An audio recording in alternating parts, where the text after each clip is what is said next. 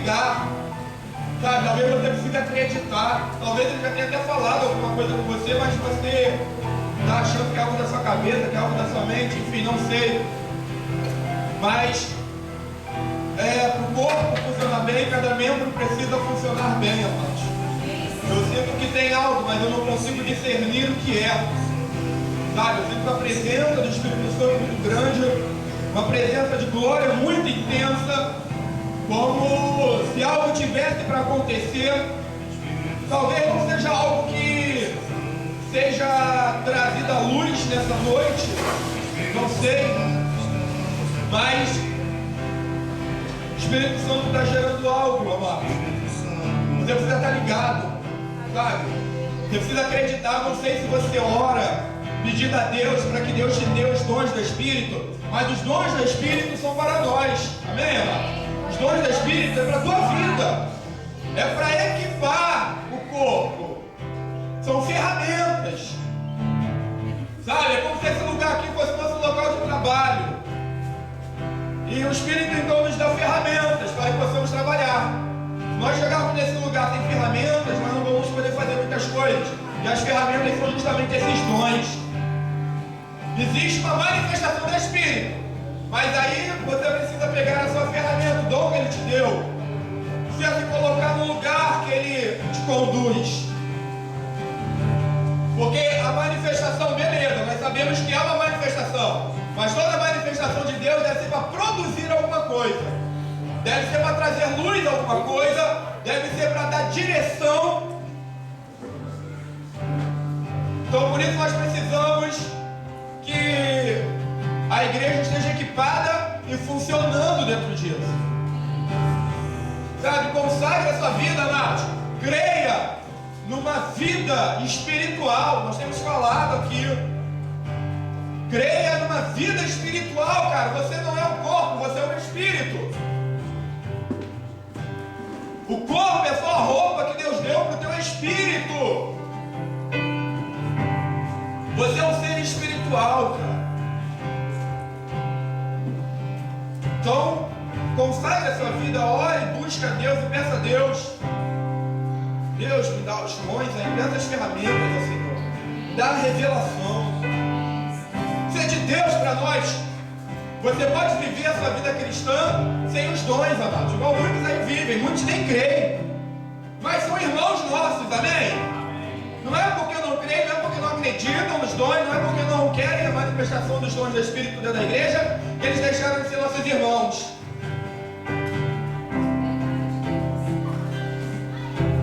Mas eu quero te dizer que aqui nós cremos nesses dons, amados. E eles são para nós, são para esse tempo, são para agora, são para hoje. Então você deve orar a Deus e pedir, peça mesmo. Se você não pedir, Ele não vai te dar, cara. Não importa quanto tempo você deve pedir. O que importa é que você tem que pedir. Você deve buscar por esses dons. Senhor, eu quero curar os enfermos. Dá o dom da cura, Senhor. Sabe? Senhor, eu quero que quando houver uma manifestação, quando houver um ambiente espiritual, eu quero que o Senhor me dê revelação desse ambiente. Revelação da sua movimentação, revelação, porque enquanto nós estamos aqui, cara, coisas estão acontecendo no reino espiritual. E se nós não tivermos essas ferramentas, se nós não tivermos os irmãos funcionando nesses dons, às vezes a igreja vai perder por causa disso. A igreja perde por causa disso. Uma vez o Senhor nos deu uma palavra que as colunas precisavam estar posicionadas no lugar correto, para que Ele pudesse derramar a glória dele. Estar posicionado no lugar correto é isso. É você funcionar dentro daquilo que Deus te chamou para que você seja. E Ele foi bem claro. Vocês não têm que se preocupar com o derramamento do meu Espírito. Vocês estão se preocupando com a coisa errada. Vocês estão preocupados com o derramamento. Não é isso. Vocês precisam estar preocupados em estarem na posição correta. Porque se eu derramar o meu Espírito sem que haja uma cobertura sobre o qual o meu Espírito possa repousar, eu vou matar todos vocês. Vai ser um desabamento. Aí não vai ser um derramar, vai ser um desabamento. Então eu preciso que vocês estejam na posição correta, para que quando o meu espírito for derramado, ninguém saia ferido. Você hoje está na posição correta que Deus tem para você? Você hoje está na posição correta? Quando eu estou falando de posição correta, eu não estou falando de consertar, eu tenho que consertar minha vida, então eu tenho que pôr minha vida no altar. Eu não estou falando disso. É claro que para você entrar nessa posição, você precisa ter ajeitado essas coisas, essas áreas da tua vida. Se tem alguma coisa fora do altar, antes do fogo cair sobre o altar, Elias foi lá e restaurou o altar, né? Então você precisa, se tem alguma coisa que está fora da área, você precisa consertar, você precisa santificar na sua vida. Nós já estamos cantando aqui que Deus é santo, Ele é santo, cara. Ninguém se achega a Deus de qualquer maneira. Porque Ele é santo, nós devemos ser santos, para que possamos entrar na presença dEle. Então isso fala de corrigir essas áreas. Mas quando nós estamos falando de um posicionamento como coluna, nós estamos falando disso, de funcionar dentro daquilo que Deus nos chamou. Será que você está na posição correta, na posição espiritual que Deus quer? É claro que se a tua vida estiver fora da posição, né, a sua vida física, o cotidiano da sua vida, aquilo que diz respeito à sua carne, é claro que se essas coisas estiverem fora da posição, é óbvio que a sua vida espiritual não tem como estar na posição, amados. Amém? É óbvio que não vai estar na posição. Isso é uma das coisas que às vezes as pessoas chegam até nós e falam que querem fazer alguma coisa, né? E eu não tenho nenhum problema quanto a isso. Eu estava falando agora com a Nádia e estava falando sobre isso.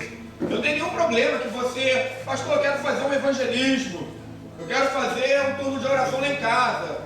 Não tem nenhum problema quanto a isso. Só que a única coisa é que antes de você começar um trabalho, tá? Você precisa ver se a tua vida ela condiz com aquilo que você quer fazer. Porque às vezes o sujeito está com a vida toda desajustada, vivendo uma vida toda errada, e quer chegar e quer trabalhar, quer fazer as coisas. Não tem como. Aí não sou eu que digo que você não pode fazer. Aí é o Senhor quem te diz. Aí é a palavra quem te diz. Amém, irmãos? No frio vocês ficam ainda mais quietinhos, né? Amém. Glória a Deus. Meu Deus.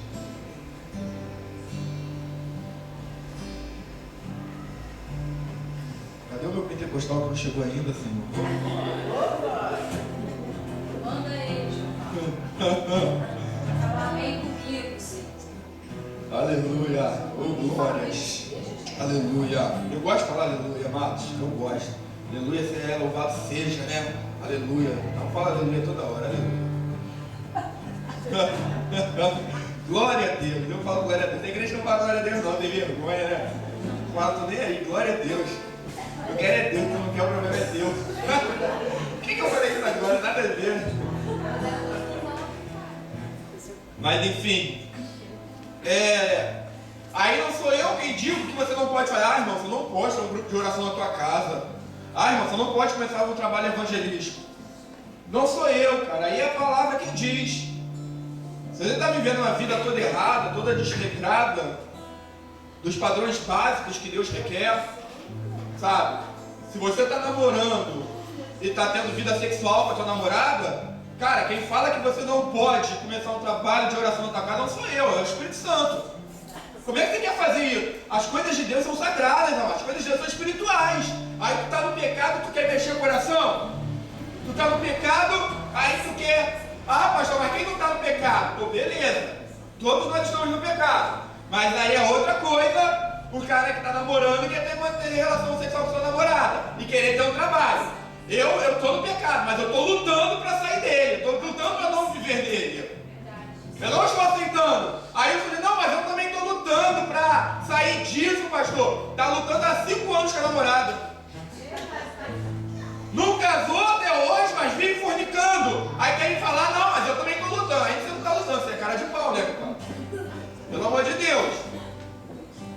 Entendeu, amados? Então, se você está procurando, não, pastor, sabe, a gente está acertando, nosso namoro é sério, nosso namoro é santo. Sabe, nós estamos nos guardando, nós estamos vigiando. Isso em qualquer área, sabe? Não, lá no emprego, os caras começam a falar baixaria, os caras começam a fofocar, começam a falar mal, eu saio. Isso é lutar contra o pecado. Agora, se você está lá, os caras no emprego começam a falar baixaria, começa a falar mal e você está lá junto, lá, falando, mas você não está lutando, cara, contra o pecado. Entendeu? Então é isso que a gente está falando. Amém? Dá para entender, né, gente? Amém. A diferença, né? Agora, se você está fugindo dessas coisas, então você está lutando contra o pecado. Então, você vai pecar, mas você não é alguém que está pecando e está tranquilo e está favorável. Não, estou pecando, está tranquilo e está favorável. Né? Aí não dá. Aí, amém, você consertou essas áreas da tua vida. E agora você precisa colocar a tua vida espiritual na posição correta, cara. Amado, se você é cristão, não era isso que eu ia falar, não é engraçado, né? Deus Eu estava aqui na hora do louvor e eu assim, Deus, o que eu vou arrumar? Eu estou com duas palavras para ministrar. Uma que eu queria ministrar, que você me deu à tarde, mas agora aqui na hora do louvor, na hora do mover, surgiu uma outra coisa. E agora? Aí fiquei nervoso, porque eu não sabia. Quando você só tem uma palavra, é ótimo. Porque você já sabe o trabalho. Agora você tem duas, e se a que eu escolher não for de Deus? Se eu escolher a errada, né? Ih, cara, eu tinha que ter pregado a outra. Né? Mas Deus faz umas coisas, cara, que acabou que eu não estou pregando nenhuma das duas. Estou falando outra coisa. Era isso que eu ia falar, mas enfim, amém.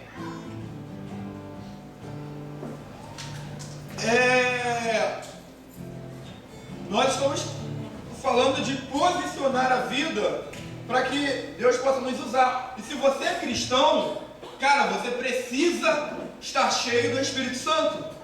Se você é cristão, estar cheio do Espírito Santo não é uma opção, sabe? Se você é cristão, por quê? Porque a vida dessa comunidade de fé depende da sua posição em Cristo, cara. Não caiu não. A gente precisa ter em mente que algumas coisas talvez não estejam sendo liberadas, porque eu posso estar fora da posição, cara. Então Deus vai reter até que eu entre na posição que Deus quer, cara. Não é só que Ele vai reter, é que Ele não vai poder liberar. Porque o que Ele vai fazer passa pela minha vida. E se você é parte do corpo dessa igreja, o que Deus tem para fazer nessa igreja passa pela tua vida. Passa por você, passa por quem você é. Então você precisa assumir a posição que Deus tem para você. Sua posição espiritual. Então, para ficar bem claro que eu estou querendo falar sobre posição espiritual, posicionamento espiritual, tá, amados? Então, a partir daí você já entende que, vamos colocar aqui, o posicionamento natural, você já teve, tá? A gente está focando no posicionamento espiritual. Para que a igreja possa fluir, porque senão a gente fica aqui como hoje, sabe? Eu sentindo um ambiente favorável para um mover de Deus. E outro culto no domingo, eu estava aqui falando sobre isso. E às vezes eu fico olhando para alguns irmãos na esperança de que esses irmãos se movam. Amado, eu não gosto de falar muito. A maioria das vezes, quando os irmãos estão conversando de assuntos espirituais, eu fico quieto. A maioria das vezes. Eu fico quieto, eu fico ouvindo. Quando eu vou em outros lugares, os irmãos estão conversando de assuntos espirituais, eu fico quieto. Porque quando você fala de assuntos espirituais, se você falar de assuntos espirituais do meu lado, eu vou ter você como uma pessoa espiritual. Amém? Eu vou ter você como alguém espiritual. Então, quando o Espírito se manifestar sobre a igreja, eu vou ficar assim, com os olhão bem grandes, olhando para a tua cara, esperando para ver qual vai ser o seu posicionamento. Porque na hora de falar de assuntos espirituais, tu sabe tudo. Então eu vou esperar que na hora que existe uma manifestação do Espírito, você vai se mover. Você vai discernir o que está acontecendo e vai se mover dentro daquele ambiente. Então eu vou estar com um olho fixo em você. Até mesmo porque eu não sou tão espiritual assim. Então eu vou esperar, vou falar, pô, fulano estava falando ali de coisas espirituais, fulano é espiritual, né? Então para eu não dar uma vacilada, eu vou esperar ver o que ele vai fazer. Na hora que ele for, eu vou, né? Então eu estou ali, estou te olhando, estou esperando tu ir. Só que aí na hora que a gente vê essa manifestação, eu não vejo esses irmãos se moverem. Eu vejo esses irmãos como todos os outros, sentados olhando para minha cara. E eu olhando para a cara deles esperando uma resposta. Então eu tenho muito medo de falar. Só que eu estou pregando não tem jeito, aí eu tenho que falar sobre isso, né? Então eu tenho muito medo de falar de assuntos muito espirituais, de uma movimentação espiritual. Porque se você fala dessas coisas, quando existe um ambiente espiritual, as pessoas que te ouvem falar, elas vão esperar que você se mova espiritualmente então. E se você não se move,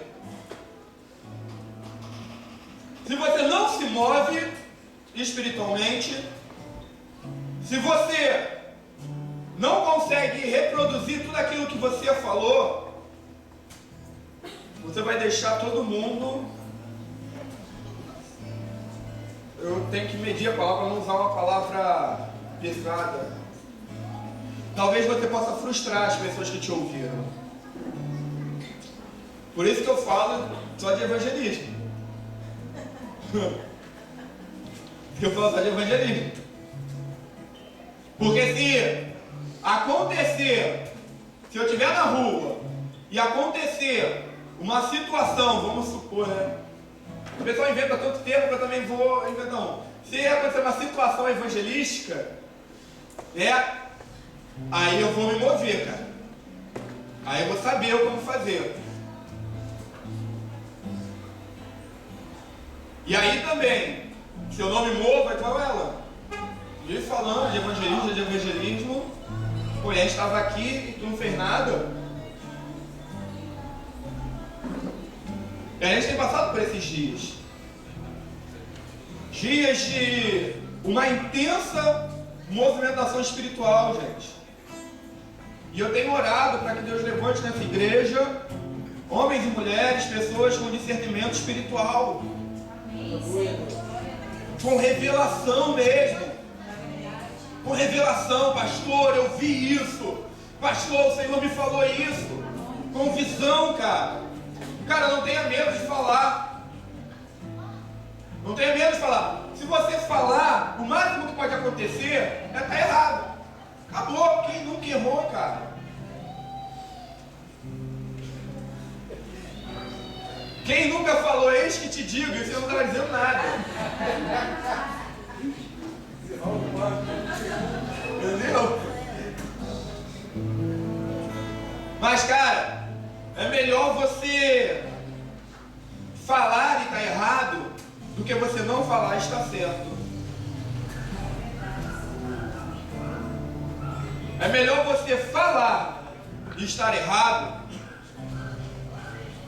porque aí os irmãos vão poder, não, irmão, não é isso, não é assim não, irmão, tá? Vão poder te ajudar, vão poder corrigir. Então é melhor você falar e errar do que você não falar e de repente guardar a revelação que ia destravar o que Deus queria fazer na igreja. Estamos sérios, irmãos. Sabe, é como uma bolha. Uma bolha cheia de coisas valiosas lá dentro. E você tinha um alfinete na tua mão, cara. Você fala, pô, mas e se eu estourar a bolha e não for para estourar? Entendeu?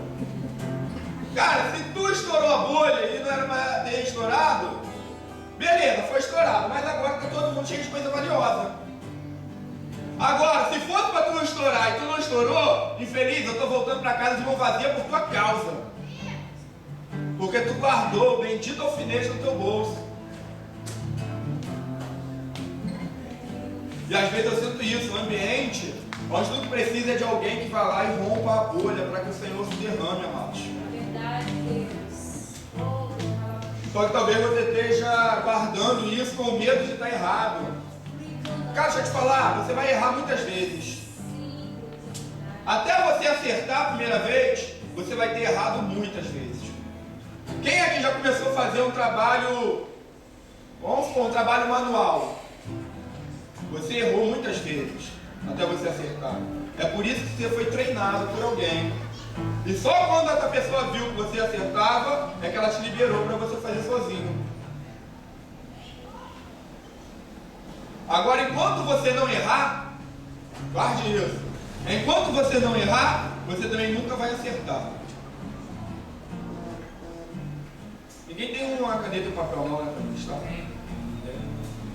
Enquanto você não errar, você também nunca vai acertar, mano.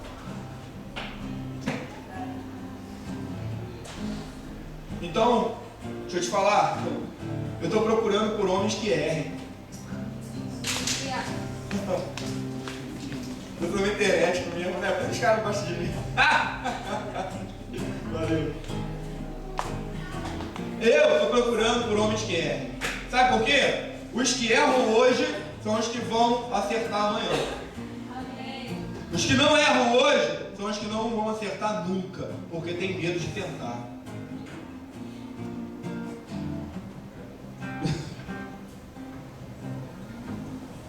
Eu estou procurando por homens que erram. Eu estou procurando por homens que não tenham medo de errar. Pastor, eu fiz lá, botei lá as madeirinhas, enchi tudo. Depois que eu enchi, abriu tudo e caiu todo o cimento.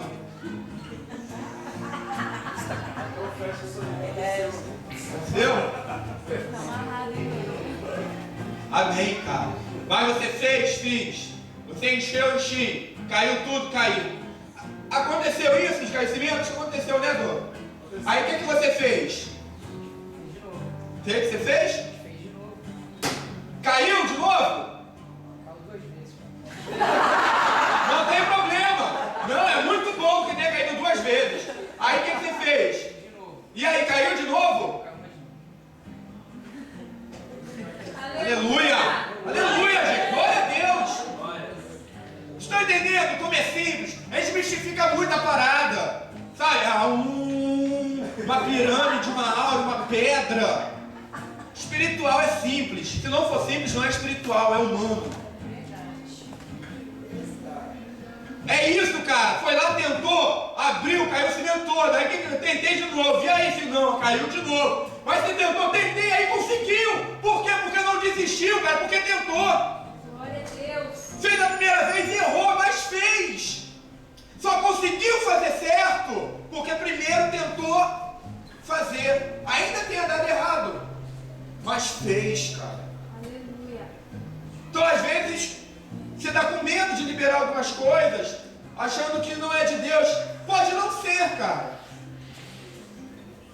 Pode não ser. Mas se for, a história da igreja vai ser alterada por isso. Glória a Pode não ser de Deus. Se não for de Deus, amém. A gente vai julgar, vai entender que não é de Deus. Amém, amém, irmão. Glória a Deus. Vamos embora continuar. Mas se for de Deus, pode mudar a história de todo mundo que está aqui dentro. Aleluia. Por isso que você não pode reter. Por isso que você não pode segurar. Porque se não for de Deus, não vai mudar nada, cara. Mas se for de Deus, vai mudar muita coisa. Se for de Deus, vai fazer toda a diferença, cara, aleluia.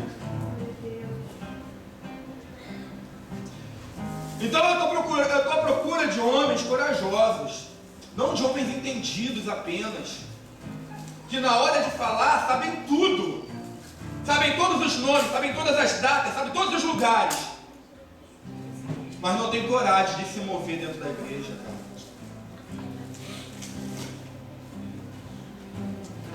Ou tudo que você sabe, serve só para você. Não está mudando, não está alterando a realidade de ninguém. E o que nós mais temos falado aqui é que o Evangelho fala de transformação de vida. Não é acúmulo de informação. Não é conhecimento sem... Ah não, mas o conhecimento muda. Nem sempre. Eu conheço uma monte de gente aí que tem a cabeça que não passa nessa porta daí, ó, tão grande. Tanta coisa acumulada, mas não mudou nada. Ah, mudou sim, piorou agora porque sabe muito, é arrogante, é prepotente. Mudou, mas mudou para pior. Não é dessa mudança que a gente está falando. Está falando de um evangelho que é capaz de mudar a realidade, de alterar. Ei, obrigado, cara. Corajoso. Aí, corajoso, mas só de uma barbuda aqui dentro. O Pedrinho falou ali, ainda bem que eu tô sem barba. Tem um monte de barbuda aqui.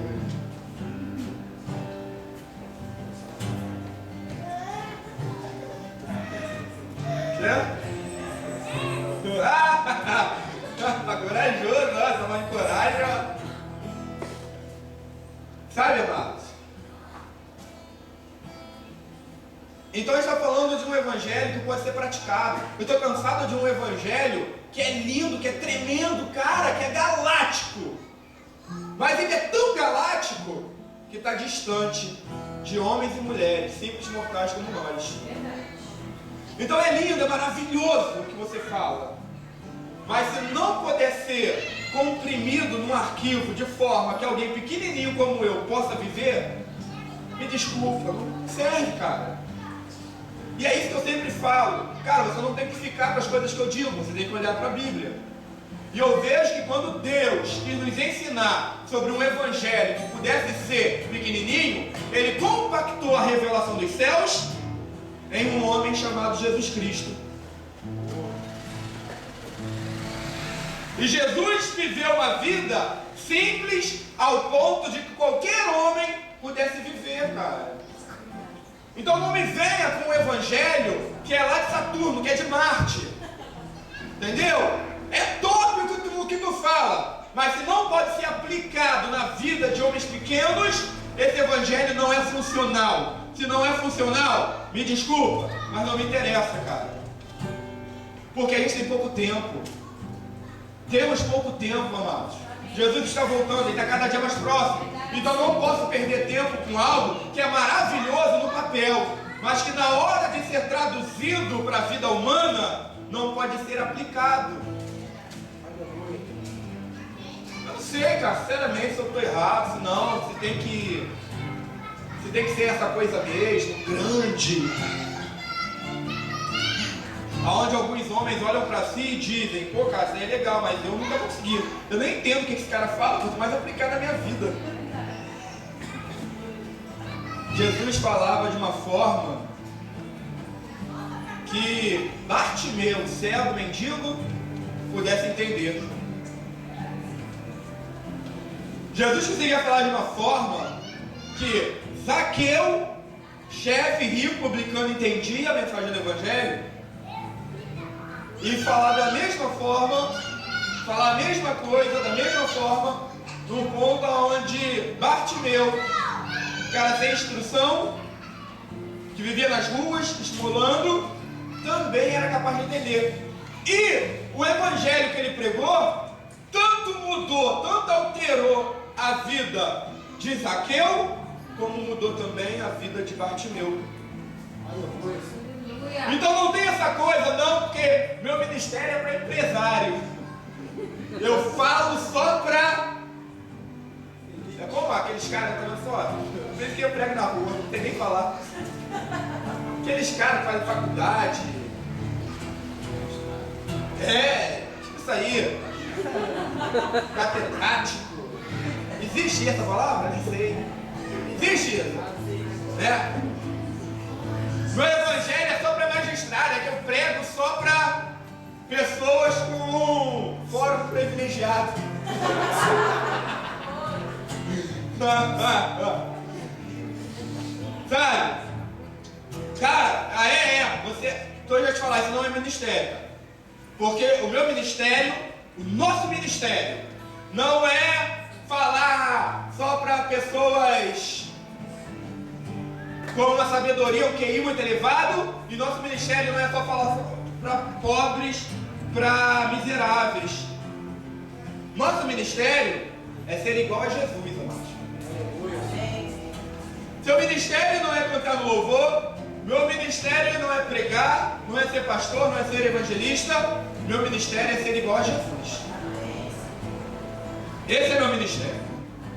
Então, se eu entendo que meu ministério é ser igual a Jesus, eu entendo que Jesus falou para Nicodemos, que era um dos mestres da lei. Jesus falou para Nicodemos, e Jesus falou para a mulher samaritana, que não tinha a instrução que Nicodemos tinha, que era mulher. Naqueles dias a mulher não tinha o direito de falar, não tinha direito de ler a Torá, não tinha direito de estar no mesmo lugar que os homens dentro do templo, e além de tudo ainda era samaritana. Então eu vejo um Jesus que uma hora está falando com Nicodemos, chefe do seu povo, fariseu, extremamente conhecedor da lei, e atinge o coração de Nicodemos. E depois eu vejo Jesus falando com a mulher samaritana e atingindo o coração da mulher samaritana. Se você só consegue falar com Nicodemos e não consegue falar com a mulher samaritana, você não está sendo igual a Jesus. Me desculpa, cara. Eu vejo Paulo pregando para as autoridades em Roma. E eu vejo Paulo pregando para os pobres em Corinto. E aí? Você quer me falar que o seu ministério é só... Eu não creio muito numa coisa dessa. Talvez hoje você só consiga falar com essas pessoas só com um extremo ou com outro extremo, porque você acha que o teu ministério é esse. E o que a gente está dizendo aqui é que o nosso ministério não é nenhuma coisa nem outra. O nosso ministério é ser como Jesus. Falar com um grupo de pessoas e com outro grupo de pessoas é cumprir a obra do nosso ministério. Esse não é o nosso ministério.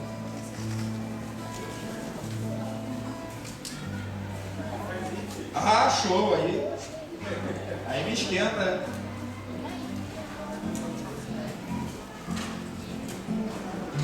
Cafrão, esquenta, queima a língua.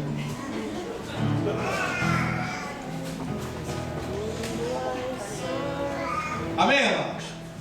Eu não quero me demorar muito não, porque eu gostei dessa palavra. Pelo visto, só eu gostei também, né? Valeu. Eu vou acreditar que é por causa do frio. Sejam quentes e assim não sentirão frio. Ó!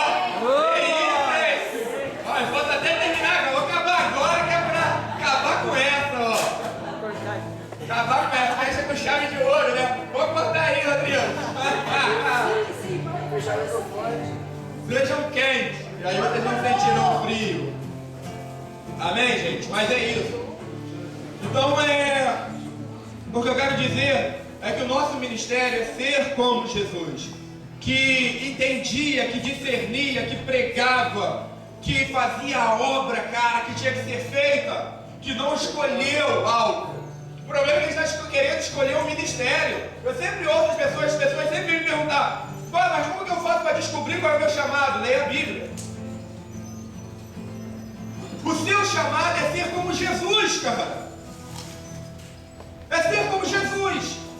Esse é o nosso chamado. Todo o resto que nós fazemos parte de sermos como Ele é. Todo o resto que eu for fazer, qualquer outra coisa que eu venha me inteirar na igreja, porque se não partir da minha semelhança com Cristo, eu vou estar fazendo coisas na igreja e o que eu faço não vai ter o caráter de Cristo, não vai ter a aparência de Cristo. E é isso que acontece hoje: homens fazendo coisas que não são parecidas com Cristo, homens fazendo coisas que não apontam para Cristo. Por isso, o que nós estamos construindo é tão diferente daquilo que Deus quer edificar nesses dias, cara. Porque nós estamos achando que chamado é fazer algo para o Senhor. Chamado é ser igual ao Senhor, amados. Chamado é ser semelhante ao Senhor. E aí todo o resto que eu fizer vai partir de ser como Ele é. Então se eu faço como Ele faria, leva a assinatura de quem Ele é. Se eu faço como Jesus estaria fazendo se estivesse aqui, o que eu faço aponta para Ele e não para mim, cara. Então posicionem a vida espiritual de vocês, amados.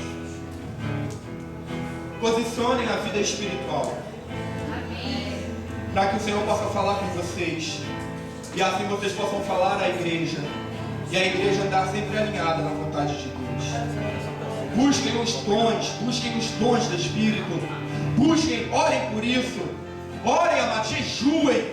Orem na madrugada, suba a monte. Busca isso. Isso aí é uma heresia minha, mais uma. Eu acho que não é tanto pelo subir ao monte, ou tanto pelo jejuar, ou tanto pelo fazer uma coisa ou outra. Eu acho que é pela busca. O Senhor vê a disposição em jejuar, em subir ao monte, em acordar na madrugada. Ele vê a disposição, ele vê a busca. E ele recompensa a busca, não o ato. Amém, irmãos? Coloque de pé, vamos orar em nome de Deus. Vamos encerrar agora porque está legal.